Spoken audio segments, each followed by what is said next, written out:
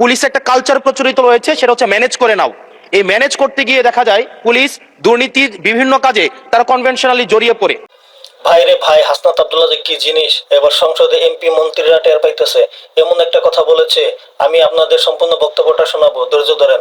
সেই বক্তব্য শুনে স্পিকার এবং স্বরাষ্ট্রমন্ত্রী সহ মুগ্ধ হয়ে হাসলেন। সেই বক্তব্যটা আমি শোনাচ্ছি। হাসনাত আব্দুল্লাহর কথাগুলো কি কি পয়েন্টের কথাগুলো বলেছেন ভাবা যায়। তার কি ট্যালেন্ট! আপনারা সম্পূর্ণ ভিডিওটি না দেখে যাবেন না, রিকোয়েস্ট করছি। আর এই ভিডিওটা সর্বোচ্চ শেয়ার করবেন যারা হাসনাত আব্দুল্লাহকে ভালোবাসেন। হাসনাত আব্দুল্লাহর যে কাজগুলো করতেছে, সমাজে এই দেশ নিয়ে যে কথাগুলো বলতেছে, যারা হাসনাত আব্দুল্লাহকে মন থেকে ভালোবাসেন তারাই এই ভিডিওটি সর্বোচ্চ শেয়ার করবেন। আগে হাসনাত আব্দুল্লাহর কথাগুলো শুনেন। কুমিল্লা 4 আসন থেকে নির্বাচিত মাননীয় সংসদ সদস্য জনাব আবুল হাসনাত, আপনি একটি সম্পূরক প্রশ্ন করতে পারুন দয়া করে। ধন্যবাদ মাননীয় স্পিকার। সালাউদ্দিন সাহেবকে প্রশ্ন করলে আবার কখন নোটিশ দেওয়ার কথা বলে ফেলেন, তো সেই বিষয়টা নিয়ে সবসময় আমরা একটু সংকোচে থাকি। তো আমরা পুলিশ সংস্কার নিয়ে কথা বলছি, পুলিশের সুশৃঙ্খলা নিয়ে কথা বলছি। লাস্ট 1 মাস পুলিশের শৃঙ্খলা নিয়ে যখন আমরা স্বরাষ্ট্রমন্ত্রী মহোদয়, তো মাননীয় স্পিকার, পুলিশ সংস্কার নিয়ে যখন আমরা কথা বলি বা পুলিশের যে বিষয়গুলো, তৃণমূলের কিছু পুলিশের অনেক সমস্যা রয়েছে ইনস্ট্রুমেন্টাল।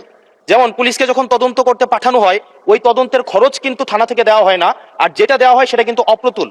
আমরা যখন পুলিশকে একটা কাজ করতে দিচ্ছি কিন্তু বাজেট দিচ্ছি না, পুলিশে একটা কালচার প্রচলিত রয়েছে, সেটা হচ্ছে ম্যানেজ করে নাও। এই ম্যানেজ করতে গিয়ে দেখা যায় পুলিশ দুর্নীতির বিভিন্ন কাজে তারা কনভেনশনালি জড়িয়ে পড়ে।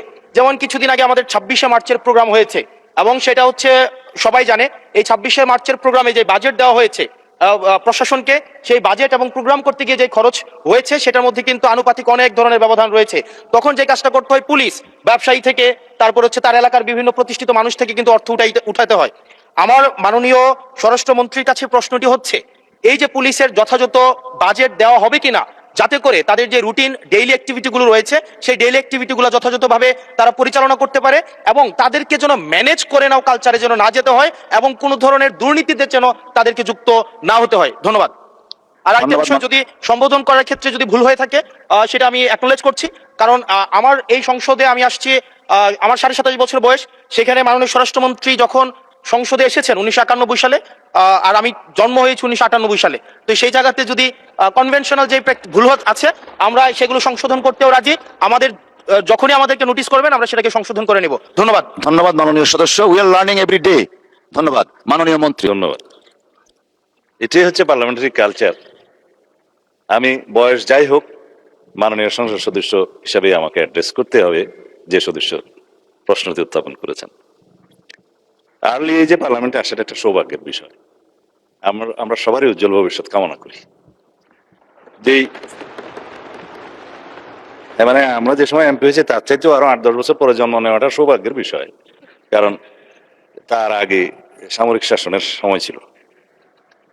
যে প্রশ্নটা মাননীয় সদস্য উত্থাপন করেছেন, বাজেটের মন্ত্রী তো আমার পাশে আছে।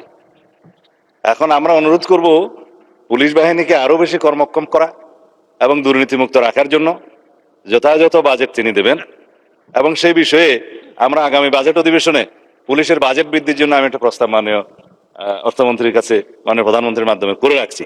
এটা সত্য কথা যে পুলিশের যে পরিমাণ রিসোর্স দরকার, যে পরিমাণ বাজেট দরকার, সেই পরিমাণ আমাদের অর্থনীতি সহ্য করতে পারে না বলেই হয়তো আমরা দিতে পারি না।